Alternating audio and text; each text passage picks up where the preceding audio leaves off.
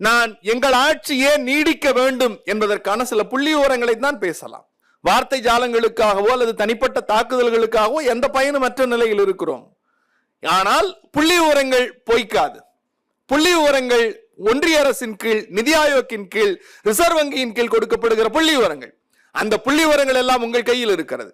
நான் சுதந்திர இந்தியாவில் தமிழ்நாடு என்கிற பெயர் பெற்ற மாநிலத்தினுடைய ஒட்டுமொத்த வரலாற்றை 5 மணித்துளிகளில் உங்கள் கவனத்திற்கு கொண்டு வர எத்தனிக்கிறேன்.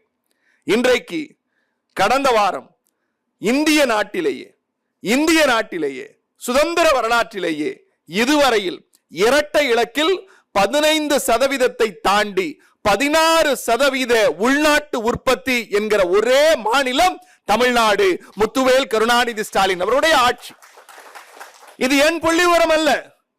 இது எப்படி சாத்தியப்படுகிறது? எடப்பாடியார் ஆட்சி காலத்தில் புள்ளி விவரங்கள் இருக்கிறது.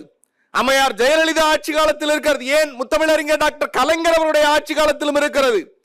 எம்ஜிஆர் அவருடைய ஆட்சி காலம், அண்ணா அவருடைய ஆட்சி காலம். இந்த புள்ளி விவரங்களிலேயே 16% பெற்று இந்திய சுதந்திர வரலாற்றில் ஒரு மாநிலம் 16% உள்நாட்டு உற்பத்தியை பெற்றிருக்கிறது என்றால் அதை கொடுத்த முதலமைச்சர் முத்துவேல் கருணாநிதி ஸ்டாலின்.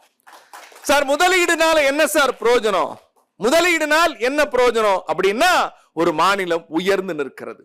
எடப்பாடியார் ஆட்சி காலத்தில் 17வது இடத்தில் இருந்தது. பெரிய மாநிலங்களின் பட்டியலில் 17வது இடம். நாங்கள் இன்றைக்கு முதலிடம். தனிநபர் வருமானத்தில் தேசிய சராசரி இன்றைக்கு 24-25 கிட்டத்தட்ட 3,76,000 ரூபாய் என்கிற அடிப்படையில் இந்தியாவிலேயே முதலிடத்தில் தனிநபர் வருமானத்தில் திராவிட மாடல் ஆட்சி உங்களை கொண்டு வந்து உட்கார வைத்திருக்கிறது. இதுக்கு என்ன சார் பிரச்சனை அப்படின்னு நீங்க பார்க்கிற போது, இந்தியாவினுடைய தேசிய சராசரியே 2 லட்சம் தான்.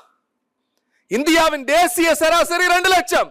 அந்த 2 லட்சத்தை கடந்து 1.76 லட்சம் ரூபாயை கொண்டு வந்து ஒரு தனிநபர் வருமானத்தை உயர்த்தி இருக்கிறது.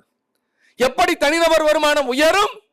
முதலீடு, அதன் மூலம் வேலை வாய்ப்பின் மூலம் தனிநபர் வருமானம், தனிநபர் வருமானத்தின் மூலம் ஒரு குடும்பம் உயர்கிறது. அந்த குடும்பத்தின் உயர்வால் ஒரு மாநிலம் கட்டமைப்பை பெறுகிறது. அந்த கட்டமைப்பின் மூலம் ஒரு மாநிலம் உற்பத்தி அளவில் முதலிடத்தை பெறுகிறது. இதுதான் சார் ஒரு சைக்கிள்.